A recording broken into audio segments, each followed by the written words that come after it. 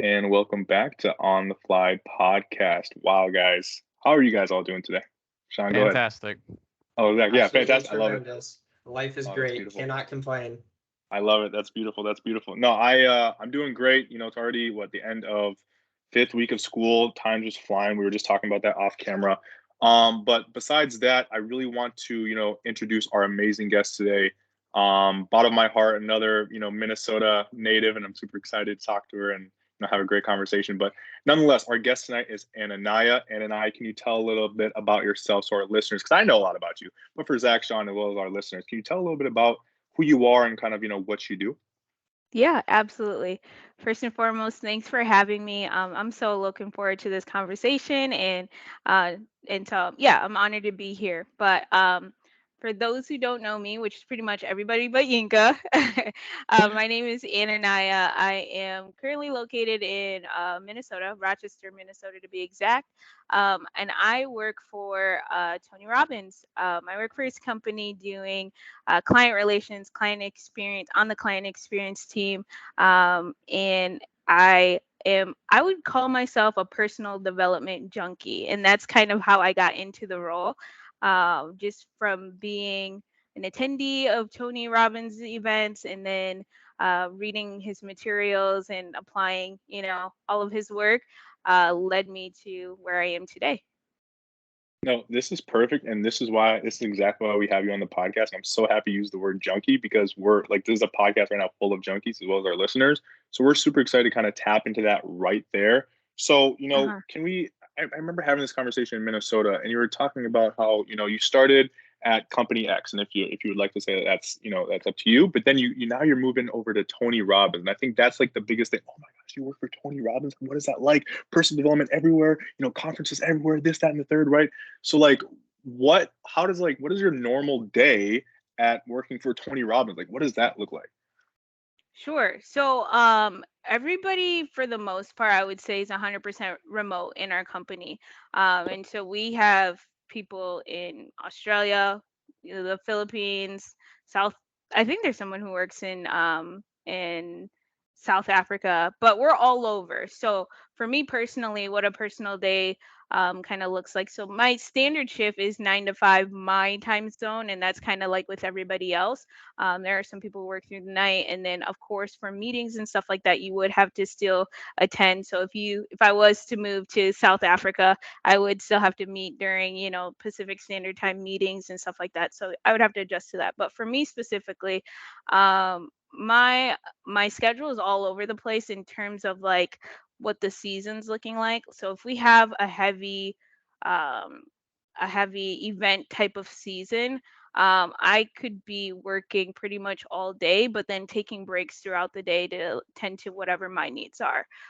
So I guess I don't have a strict, I wake up at this time and then I do this thing and then I do that. I'm all over the place. But then there are slower times in the year too where I'm getting my workout in the morning, I'll have my breakfast, get ready for work, start my work day, and then after my work day do whatever I got to do and that sort of thing. That's awesome. That's a cool little Yeah. bit about your work life there, Ananaya. That's really cool. So Yeah. let's get into a little bit of your personal life, right? You said you're a bit of a personal development junkie, and I think that's awesome. I'm kind of the same way in the sense I want to be getting better at something. A lot of people, maybe listening to this, I know Sean and Yink are the same way. Always just want to be getting better at something, doesn't matter what. So, what are some things recently? Maybe you've tried new things or something you're already familiar with, but trying to get better. What are your current personal development, I guess, junkie hits that you're taking right now?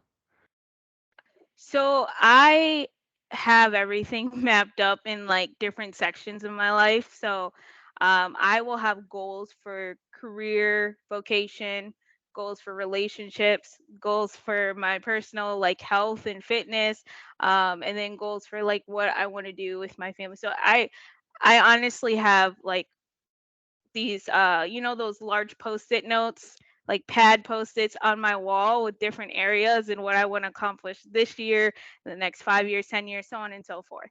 And so for me personally in this season, I'm really focused on just taking better care of like my gut health and figuring out like the foods I'm sensitive to, foods that are just trash and I probably should throw out and that kind of thing. So that's my biggest focus right now in this season. And then in terms of career and work goals too, I know you said more personal, but this is kind of personal. Just starting my own like side business is another big one right now. And there are a couple of people who I've been working with just as like a contracted consulting type of work. So Wow. Wow, that you yeah. know what? As much as you can talk about it, hopefully you can to a small degree what you're working on. We'll tap into that in a second. But Uh-huh. after hearing all that, I'm kind of curious, was Ananaya like that pre Tony Robbins?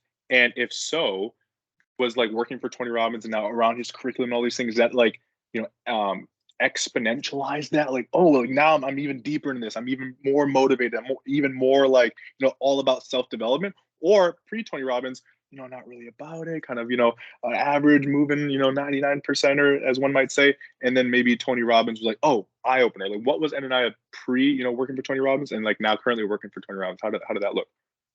So pre Tony Robbins, I would say I was more of a risk taker and more like go getter. I'm gonna go after things. And then so I actually in 2019 I did try to start a consulting business and I fell flat on my face. It did not end up well. And I was just like, man, like I know I'm supposed to be doing this. I don't know why it's not working out. And so in that season of life, I just was like, okay, like let me take a step back and figure things out financially first and foremost, and then maybe I'll have at it again. So I think before working for Tony Robbins has always been there. Well, not always. What led me to even like seek out personal development, I went through a series of just heartache and failures and stuff like that with friendships and with just like personal endeavors. And I'm like, okay, I'm the common denominator here. Like, what's going on? And honestly, I'm that kind of person who's just like, I think everything is figure outable. I don't know if that's a word, but I really do believe like there's got to be a solution. If one person's been able to figure it out, there's no way I can't. And so it's either can I find the tools, the resources, or what? And I remember in college, I reached out to one of my really good friends and I was just like, who are some of the personal development people you listen to? She gave me a list of people and I started binge listening to podcasts and audiobooks and reading books. And I was just like, okay, we're going to change, you know? And so fast forward a couple years from that, I was like, okay, I'm ready to start a business. I'm ready to go all in on myself. And I did, and it didn't work out too well. And then after that, I kind of became more reserved and calm with my decisions just because I really don't care if I put myself into a hard place, but I didn't want to do that for the people around me. So I'm like, okay, if my decisions are affecting my family and now they're stressed and worried about me and stuff like that, I got to have a better or clear version of vision. And so working for Tony Robbins, I wouldn't say like caused me to exponentially increase. I think it caused me to like really hone in and be more tunnel vision and more strategic and plan and plan and plan. Um, so yeah, I would say that's what it did for me. So, Ananaya, well, you touched a little bit on wanting to start side hustles, and you don't have to, like Inga said, you don't have to go in depth about what your exact plans are. But in terms of, the area of focus, what do you envision for that? Sure.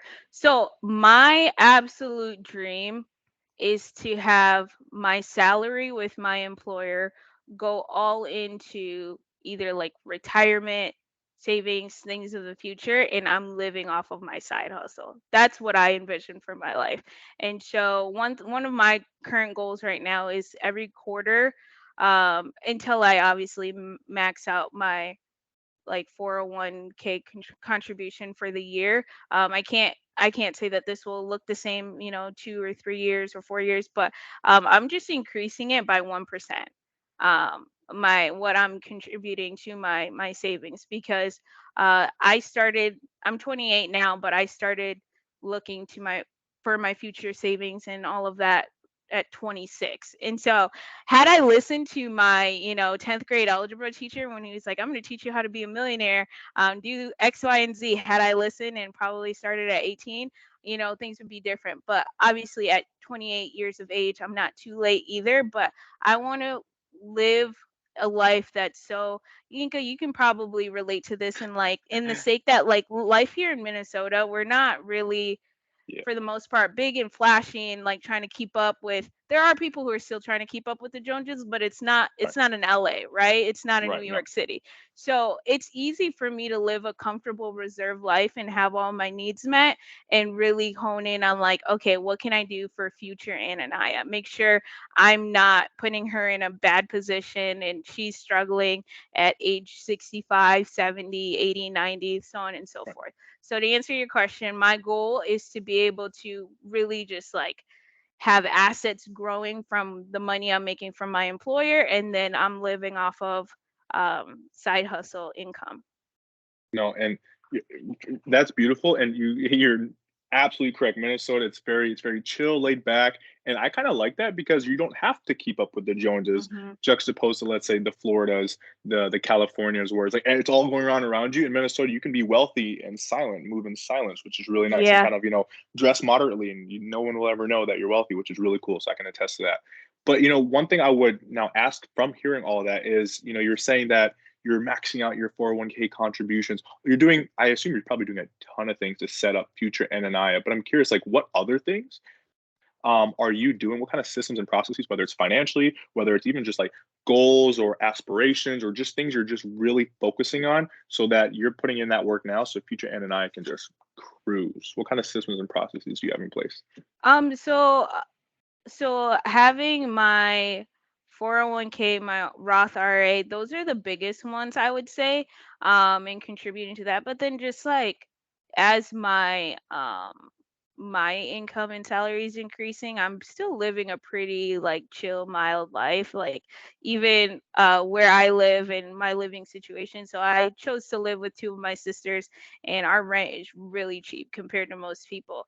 Whereas like someone might, get a job like I have, or get a pay increase and be like, okay, I'm gonna move downtown and rent out, I don't desire to do that personally, just because my needs are met here. I have everything I need. So I think still living a pretty like modest and within my budget and stuff like that is really, having a budget is really but benefiting me as well. Hmm. Yeah. Fantastic point. So, lifestyle creep is kind of what you described there, right? When you make more money, a lot of people adjust to that and they spend more money, right? So then they're not saving as much, even though they're making more, which is fantastic that you have, the smart and intelligence about you to still live within your means, even when you're making more money. The book Millionaire Next Door touches on this a lot. Whether you're an over average or under average accumulator of wealth, I think it might be prodigious accumulator of wealth is the exact words they use in the book. But you're gonna fall under, if you keep on this track, the overachieving accumulator of wealth, right? Not to spoil Hmm. the book for you, but what they do is they compare different millionaires, and that they found is that a lot of millionaires come from much lower income families or individuals who are just better at saving money, right? They interviewed plenty of people who earn hundreds of $1,000s a year that spend it all and have very little equity to their name, right? They're spending everything they're making. So that's fantastic. By no means do you have to spend a lot of money to be wealthy. You actually should do the opposite, right? You should avoid lifestyle creep as much as you can. Live within your means. Drive an average car. Wear average clothes. I think that's the best way to get to where anyone's going. That's fantastic advice. So, Ananaya, you talked a little bit about your giant Post-it note with all of your, maybe branches for your 5-year, 10-year plan, and your budget. So, can you touch a little bit on maybe how you budget, how you track that or analyze that, if you do at all, or as well as your scheduling? How do you schedule day to day? Do you schedule day to day? Do you just write down some notes, a to-do list? Are you the kind of person who really goes in depth and schedules that hour by hour? What works for you? I can't do hour by hour, no. So what works best for me is before the week to really go in, and it's like, okay, this is what my musts are. I have like these these meetings, and phone calls with clients and all of that, and then I can build around that. And then the night before each day too, I will check my calendar for the next day, because again, our clients are all over the world, and so someone in Switzerland could put a a meeting on my calendar first thing in the morning, and I don't want to be like looking at or seeing it for the first time like right as I start my day. So I will look the night before as well. Um, and then what was the second part of your question? I was asking a bit how you budget, and then just how you plan out your days. I think just checking your calendar, as long as you're looking at something day to day, is fantastic. I do that as well. And then in terms of for budgeting, so my salary is pretty set. We do get bonuses and stuff like that with events, but honestly, everything is pretty automated. Hmm. It's pretty automated. Like I know what's gonna go where and what's gonna come out and on what day. And so I yeah, I don't really have to do much anymore. So I would say I took the time beforehand to, this is going to this account and for bills and everything. Hmm. But what I will say is like something I need to work on too is there are funds, that go to Chick-fil-A, Starbucks, and stuff like that, where it's like it's not really being accounted for. And so there are areas in my budgeting system that need attention. So whether that's allocating maybe $50 a month or $100 a month strictly for, dining out and that kind of stuff, there are funds that are definitely slipping away. And hey, you know what? That's significantly fair because I think for a lot of us, we do tend to make some purchases that might not be accounted for in the budget. But what's really nice is that if you have, let's say, in your budget, let's say even like a zero-based budget, right, where every single dollar is accounted for, in that budget, you have somewhere that's margin, right? Where you're not necessarily, because if you, let's say someone sets their budget, maybe you set your budget up for the entirety of September. Well, you set that up probably September 1st.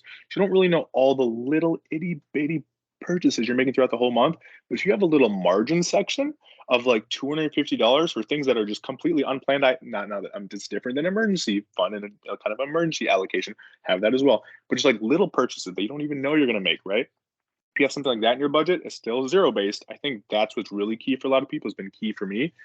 So I think yeah, this is something that Anna and even Anna and us can talk about when we maybe help you on your budget. But nonetheless, this is sick. And one thing I really actually want to open up on, if you're able to talk about it too, is obviously how I met you is through Hafiz, through the Standard, and meeting in Miami, and we had a great conversation. I remember the conversation we had with your sister. It was great. And it was super awesome to kind of meet another like-minded individual.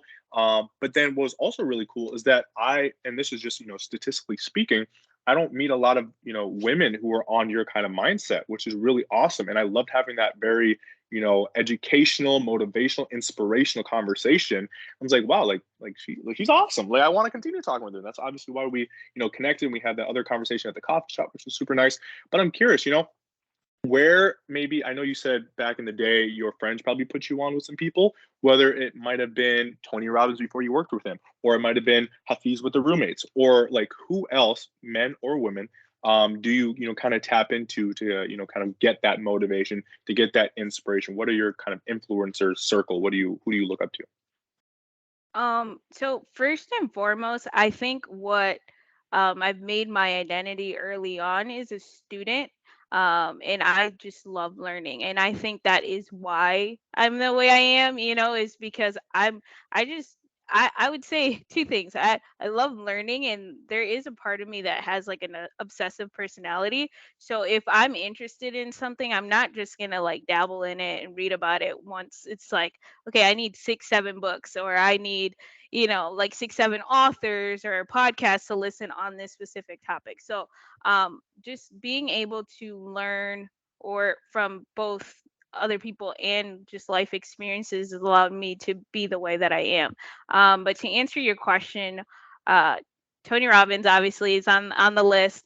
I really love Ed Milet too, and just like if I come across a podcast that's really good and I love the person who's being interviewed, I'm gonna go check out their material, their books, their stuff like. And so that's how I actually found a lot of people. I think so. Tony Robbins was recommended to me by a friend, but I think I listened when I first started into personal development, Oprah's Super Soul Sunday podcast, like back in the day. And then that led me to meet and figure out a lot of different people. Another person who I really love, she's very low key. she's like a preacher. Her name is Cindy Trim. But she reminds me of like a Christian Oprah Winfrey, and just her mind, it just blows my mind because she's just so intelligent, so wise. And so I'm all over the place with the people I listen to. Some are most of them are older, actually. Most of them are older. But yeah. Gotcha. Awesome, awesome. So along kind of the people you listen to and podcasts and books you read, do you have any mentors in your life that focus on a certain area or that just focus on life in general that have made a big impact on you? Yeah, so for mentors specifically, I do have in close proximity, I do have like older family friends that I can speak to. But with this day and age and online material and stuff, I do feel like I have a lot of online mentors who I'll just, consume their content and whatnot. But then I also personally have a coach. And my coach is through Tony Robbins is coaching the different coaching programs. And so I meet with my coach pretty regularly, and that's been really beneficial with really staying on top of my goals and aligning with, what I'm trying to get accomplished within the year. So, yeah. And can you touch a little bit more on the coaching program through Tony Robbins? Like what does that entail?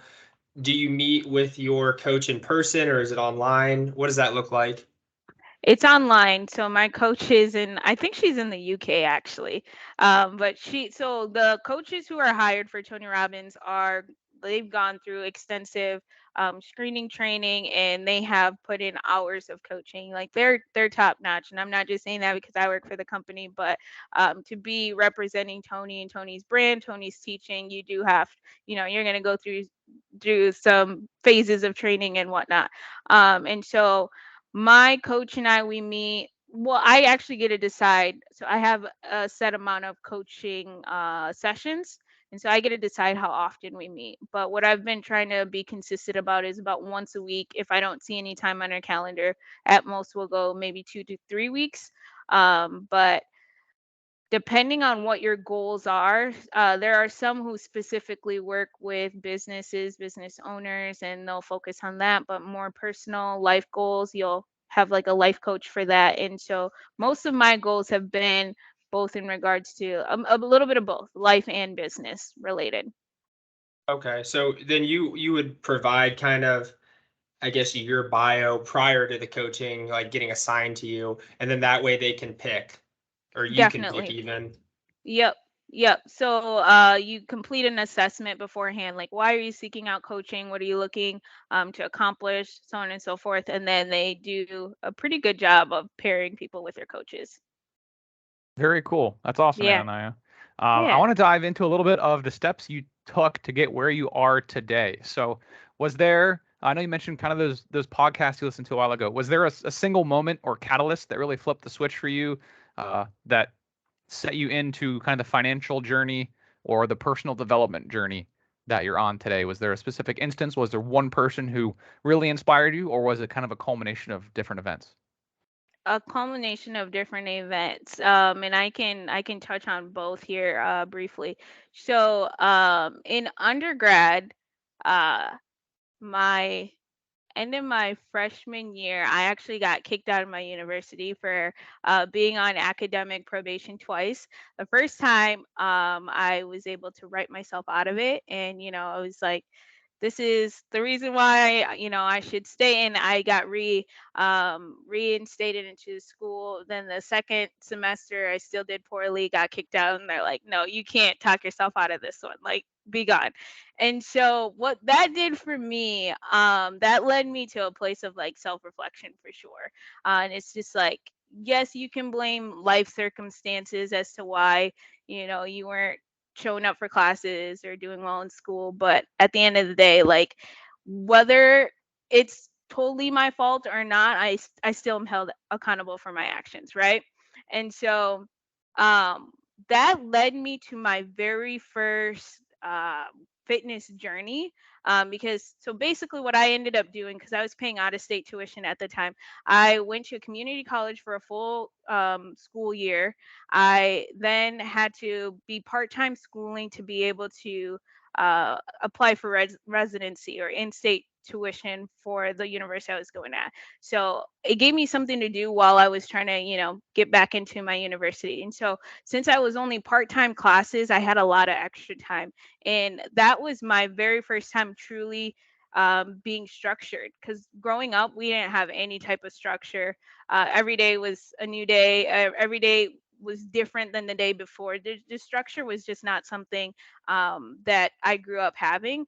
And one thing that I really realized and noticed later in life is those who are successful is not that they're a lot more smarter or a lot have more talent or anything like that. They're just more structured. They just do the things that they're supposed to do. They get it done.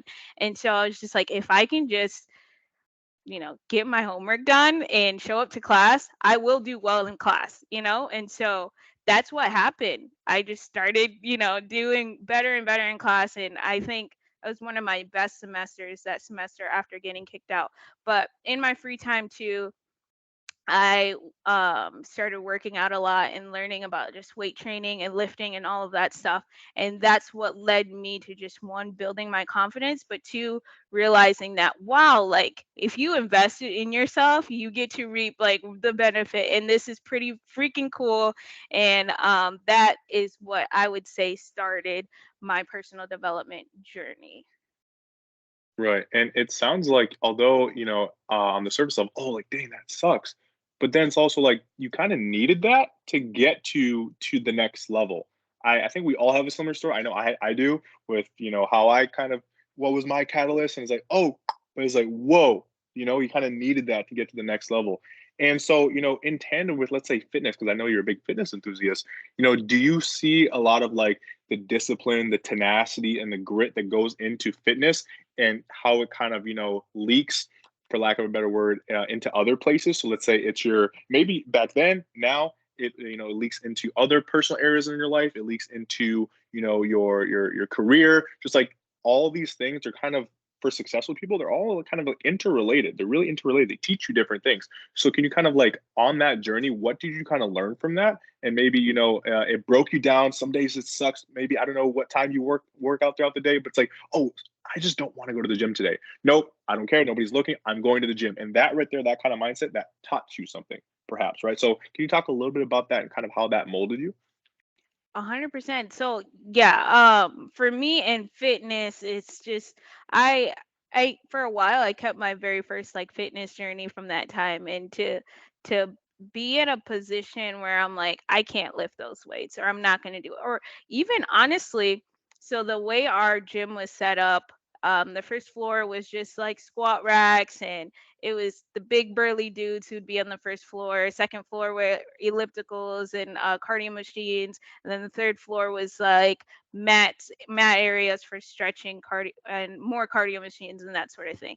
Rarely did you see females on the first floor. So even building up the courage to be like, I'm going to be in a space where there are not people who are like me, it translates in other areas of life for sure. To just be able to build up that courage that like, I don't care what they think or how I may look, or yes, this is new territory. Yes, this is new for me, but I'm still going to give it a go.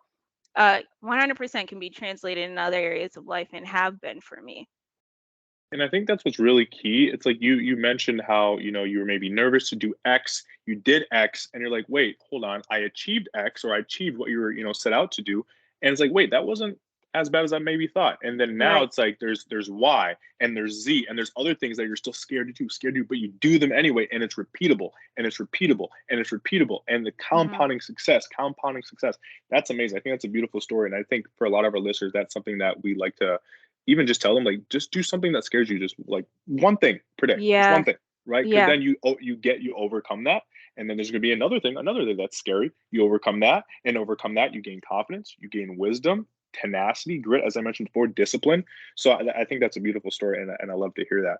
And one thing, I want to bring up now, because I remember we talked about this at the coffee shop, And what the mindset was behind this. I remember you were saying, how you were introduced to Hafiz, and you went out to one of the live shows. But even before the live show, you wanted to do something for him, right? And it was out of either out of your heart, or maybe it was a business opportunity. But nonetheless, it was in a form of wanting to provide value, right? And when I heard that, I was like, wow, that's beautiful. I didn't know that, and I was like, how can I provide value in people that I looked up to's lives, not only just for reciprocity, but then also to just like, I just want to improve their lives. I know they got a lot going on. I want to help them, as Hafiz does, right? So you were trying to work on Mhm. something like that. So maybe can you tell a little bit, because I know the story, Zach, Sean, and our listeners know the story, kind of a little bit about that, and then two, maybe what that has turned out for you in terms of maybe your relationship with Hafiz now, maybe future opportunities, who knows?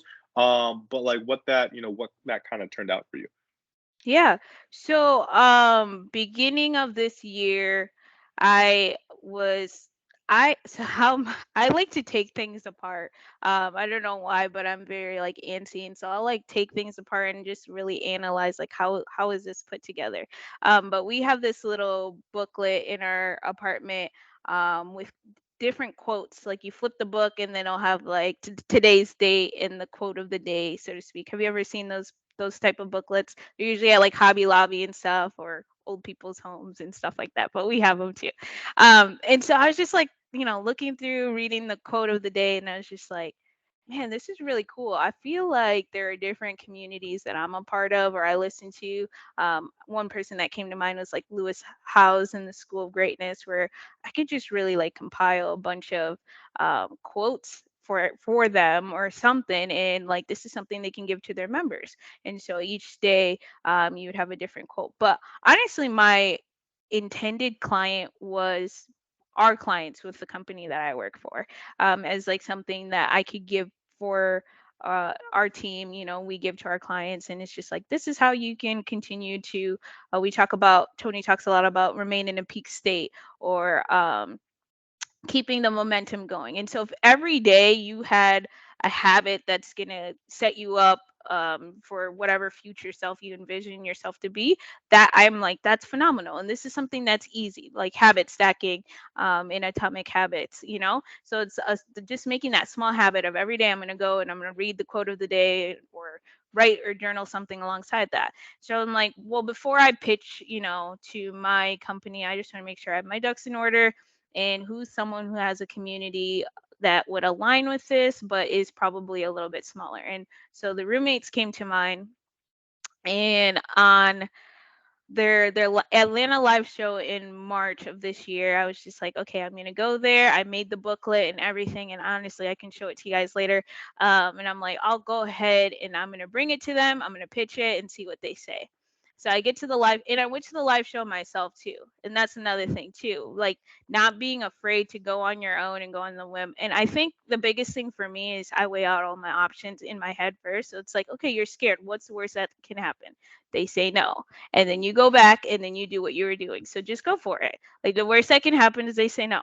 So I went, and I get to the venue, and I left the booklets in my hotel. And I just remember like, no, how did I do that? And I still went and talked to the guys, and luckily I'd taken a picture of it and I showed them. They're like, oh, that's so cool. Reach out to our manager and we can figure out a way to get those books.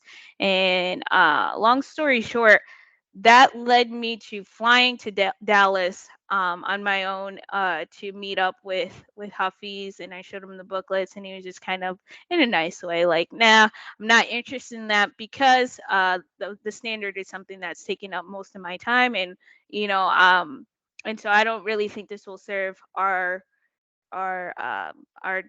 clientele base. However, I know someone who might benefit from something like this, and so he gave me a lead, and then that led him to just kind of inviting me to one of their smaller events in Dallas, and then from there in Miami, where I met Yinka and the rest of the crew, and yeah, and so even though he didn't purchase that book for me, or he didn't, he didn't want any interest up with it. It still led to a relationship that opened other doors, and even me sitting here and speaking with you today. So we'll never know why we have an idea or what the outcome will look like, but just pursuing that idea alone is going to lead you to one of my favorite quotes from TD Jakes is like, if it's not the thing, it's the thing that will lead to the thing. So just going out and taking that step, because you're always going to be rerouted, but being fearful and not taking this step, you're doing yourself a disservice, because whatever it is, you'll be led to figuring it out as you take a step after another step after another step. So to switch gears a little bit from kind of the networking side of things and meeting with people and growing relationships, do you consider yourself to be more of an introvert or more of an extrovert? And if you consider yourself an extrovert, do you have times where your social battery runs low and you just need to be by yourself? So the best way that I've heard it said was like um, a currency explaining introvert versus extrovert. And so if an introvert was to have 5 coins and an extrovert, okay, so if an introvert was to have 5 coins, each event they go to, they're giving up a coin, right? And to recharge and get their coins back, they need to be in their own space. Where an extrovert, they need to go to events to collect coins, and being by themselves, they lose those coins. That's the best way that I've heard it explained. So for me, I feel I need to be in my own space, away from everybody, in order to recharge. And so I heavily side on the introvert side. I can go and visit, the scenery of a lot of people and gatherings and stuff like that, but at the end of it, I'm depleted.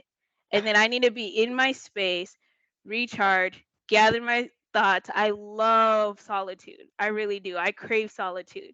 And that allows me to build up the coins again to be able to go out and talk to people and deal with people and all of that.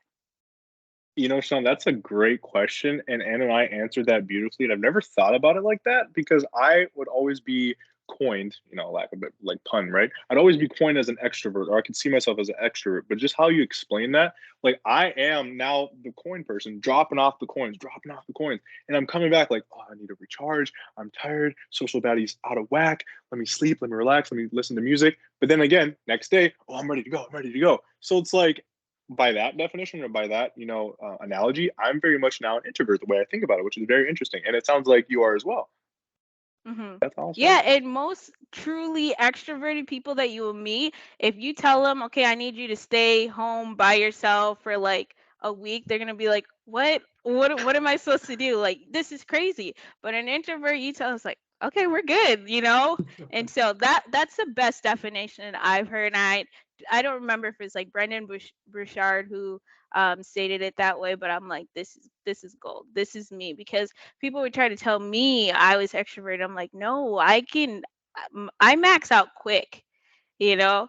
Like after that Miami trip, to be honest, I was like, okay, I'm not trying to go anywhere for a week and a half, 2 weeks. But I had a great time and met a lot of people, but I just need to know solitude, quiet in my space, do my own thing. And I agree with you too on the like I think far too often we look at it as like extrovert, you don't need to rest at all. Hmm. Introvert, you don't want to go outside at all. Like you don't want to talk to anyone ever. Like we look at it from really like high extreme on extrovert and low extreme on introvert. But you had a good point that even if you are extroverted, you still need to take some time to recharge. Because I know for me, I think I kind of fall in the same line as Jinka, being more on the extroverted side. And I know like if I have a day of work and like 3, 4 presentations, I'm done. Like my social battery is done. I've presented for 3, 4 hours. I'm ready to go home type of thing. So Yeah. I see it from both sides too. Yeah. It's very interesting because it's like I always thought about it as social capabilities, but now it's more of like energy you're able to expel. And that's Hmm. that makes me think about it way different. And so again, Sean, beautiful question. So, I want to now pivot to another area. As you mentioned, you have probably tons of goals, and I'm super excited. Maybe to have a side conversation either over text or some other time talking about that. Maybe even some methods how to execute them. But just like what is, because we only, I don't know if you know this, but there's 100 days left today, 100 days left until Wow. 2023, right? So like 100 days left. What is Ananaya's biggest goal, and how she, maybe if you can break it down to whatever you can, if you're able to share it, how are you executing on that goal? Sure. Um, so so the okay, I'll say the biggest one is the consulting, and getting that where I wanted to be. Right now I'm looking for 9 more clients, right? Uh and so I put the goal out and then work backwards. And so um working backwards, and this is something my coach has helped me through. I know that the next step for me is totally defining the kind of sales. So I'm going to be hiring two 100% commission based employees, and they're going to be able uh, to help me accomplish the goal of getting those 9 clients before the end of the year.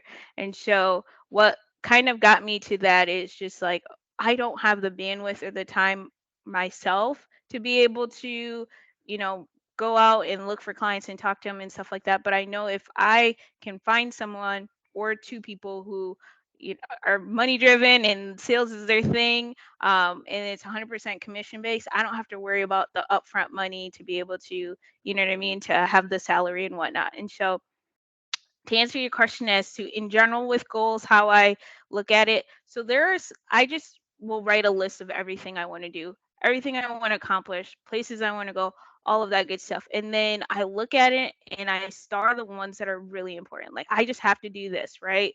And this is something I really desire. This is something that's going to change my life. It's going to change my family's life. And then those are the ones that I focus on. And then with that too, because this is something I kind of struggled with a few years back, is really, so Tony Robbins has a quote where we overestimate what we can accomplish in a year and underestimate what we can accomplish in 10 years, right? And so with that, I will analyze too, like, is this something that has to be completed, in the year 2022? If I complete it in 2024 or 2025, 2026, would I still deem it a success? Does it have to be this year? And there are some things where it's like it doesn't have to be. For example, having 3 kids. There's no way I'm going to accomplish that before the end of 2022. Well, I could actually. I could adopt, right?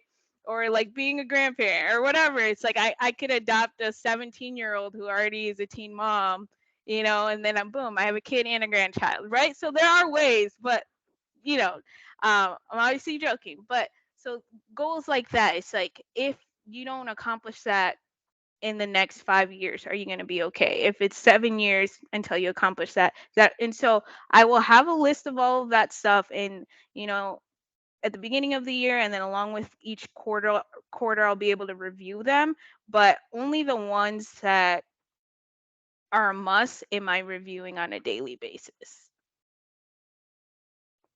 No, that's a beautiful way to go about that, and I love that you review them, and even just that outlook on it. Yes, we always want to try to have it to be timely.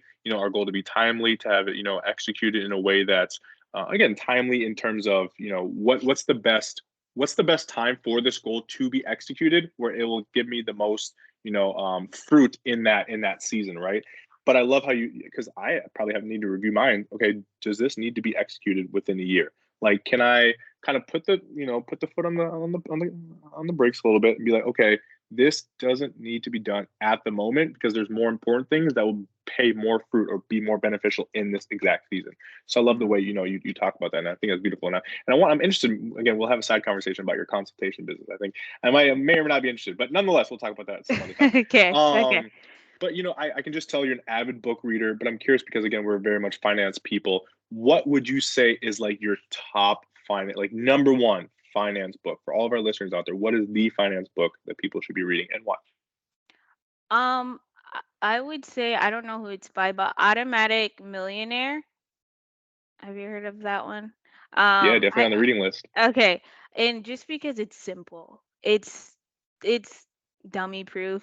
And you don't have to do the most to in order. It's just okay, have a system and a plan in place, and you'll be good. And so that's why I really like that one. But then a book that I think also was very beneficial for me, because I feel like self-awareness is something a lot of people struggle with, is Ramit Sethi's what's the name of his book? Your Rich Life, or Is I Will Teach You to Be Rich? I Will Teach You to Be Rich. Oh, Yes, what a book. because so what that did for me, it really helped me. A lot of our spending, I want people to be like, am I buying this because I actually like it? I actually enjoy it? Or, and Right. especially with women, or are you buying it because you saw it on an Instagram feed and you saw someone wearing it and you thought it looked good on them and now you want it, but you're not even going to wear it? And so that really got me to be like, what do I like? What do I value? What do I actually want to invest my money in? What's your And money what does dial? exactly, and what's my rich life look like for me? Not what I think, a millennial's rich life should look like, or what 28-year-old African girls, but what do I actually enjoy? And so after reading that book, I was like, health and fitness are something that I won't compromise in and I value a lot. So I'm okay with spending a little bit more on my gym membership, but I don't have a desire to own designer purses. I won't say I'll never buy one, but that's not something that I'm going to put my money towards, just because it's not my thing. It's never been my thing. And I think it's okay that it's not my thing. And so that book is really good, because I do want everybody to sit down and be like, I like X, Y, and Z, and I think it's okay to spend money in X, Y, and Z, but I really know that this isn't for me. And so in these areas, I can cut down, cut back, and make sacrifices or whatever. Yeah, no, 1000%. That's definitely, if not after probably Rich Dad Poor Dad, that's like my number two book, because it's like you always learn from people how to save, how to save, how to save. But that book eloquently teaches you how and why to spend, right? And Hmm. that's, I think, really his focus and his niche is on that, is telling people who might not have the best spending habits, like, maybe why are you spending like this? Again, the why, but then how can you spend healthily on things that actually, again, are your money dial? I think for me Hmm. it was hotels. For me, it's dining. It's like I like nice restaurants. Hmm. For you, it's your fitness and it's your health, and that's beautiful. So it's a beautiful book. I love that. I agree with that too. That book's in my top 5 as well. So I'm glad we're on the same page there too. I love it. And I know you mentioned this a little bit, but I'm curious, like, if it was maybe one, two, but max three things, what would be some advice for high school, college Ananaya that you wish you knew back then? Because again, there's going to be little Ananayas that are listening to this podcast right now. So what are some gems you can drop on them for, that you wish you would have knew 10, 15 years ago? So, another TD Jakes quote I absolutely love. He says, "I know me because I've dated me." And so, I think what I would say is truly figure out, what do you like, what don't you like, what are you good at, what are you not so good at, and really focus on the things you like and the things you're good at, and just sharpen those skills and get better at them. Because if you don't have a clear vision or definition of who you are, the world is going to try to conform you one way or another. And I think your biggest weapon in this world is truly knowing yourself, knowing who you are, knowing what you're capable of, knowing what you can achieve, and knowing even your faults and your flaws. I think there's nothing more valuable than that self-awareness.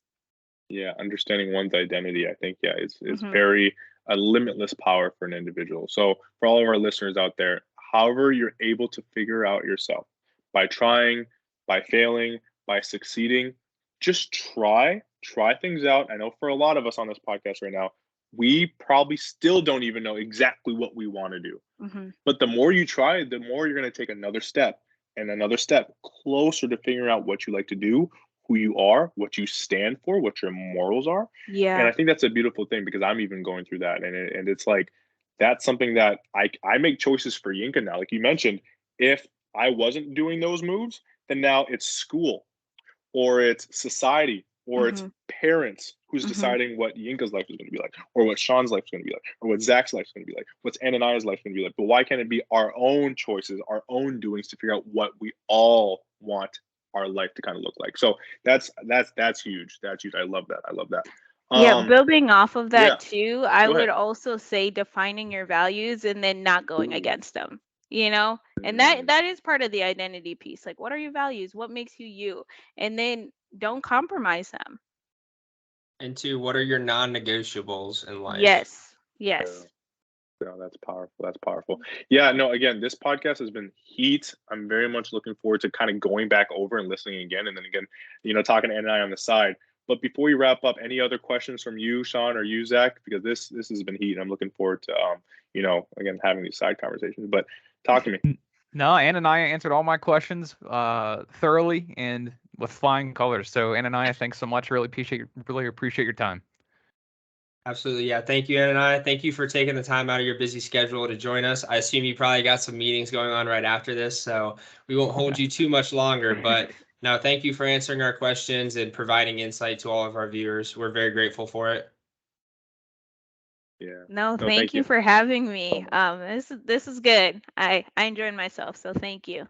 Yeah. No, hopefully I'll be seeing you if you have the time in Phoenix in October. We can kind of talk in person again. But one of the last questions I'll ask is more obviously kind of a chiller question. Where can our listeners find you on social media? Like, how can our listeners who like, wow, I really resonate with that. How can they connect with that and I? Sure. So my TikTok is usually just fitness stuff, but I think all of my handles are at Naya Alwal. So NAYAALWAL. Perfect. Very cool. Thank you. Zach, where can our listeners find you? At ZL122 everywhere on social media, including LinkedIn.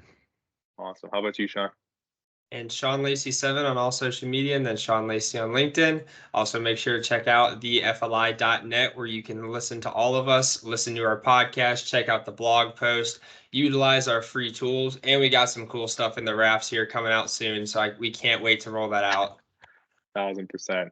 Love it. Again, guys, I am Olinka. You can find me at Olinka Famadou on LinkedIn. And this has been such a sweet podcast. I know I have so many people who are like, oh, I'm ready to listen to this podcast because I was hyping you up. So again, we appreciate you. And again, I'm looking forward to having these conversations as well as seeing you hopefully in October. So, we want to thank you. And this was On the Fly podcast.